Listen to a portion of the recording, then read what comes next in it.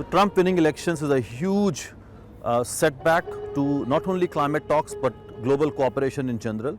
We know he's likely to reverse all clean energy policies and incentives in the US. He's going to go for fossil fuel extraction much more, which is going to be devastating for the planet.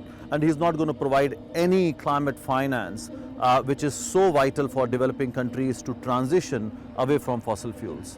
So the outcome of the US elections is definitely going to impact negotiations at COP29. US being the biggest historical emitter and now the top fossil fuel producer has an outsized responsibility not only to reduce its emissions, move away from fossil fuels, but also provide finance. And US not being at the table is going to really affect the negotiations in a big way.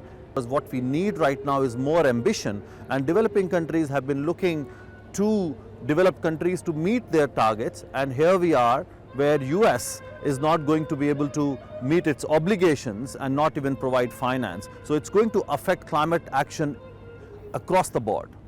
So if developing countries do not get finance, it's very clear we will not be able to achieve the target of staying below 1.5, and rather we will reach beyond 3 degrees Celsius of warming, which is going to be devastating for everybody.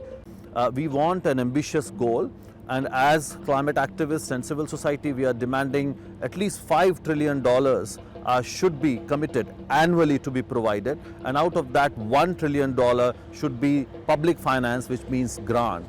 And that's the kind of scale we need to meet the targets that we have set for ourselves. It is really unfortunate that many of the world leaders are not attending COP29 climate conference, and it doesn't really send a good signal, because this is probably the most important COP after Paris, because if you don't provide money, nothing is going to move. So we want leaders to show up in big numbers and demonstrate their commitment, because that's what is needed right now.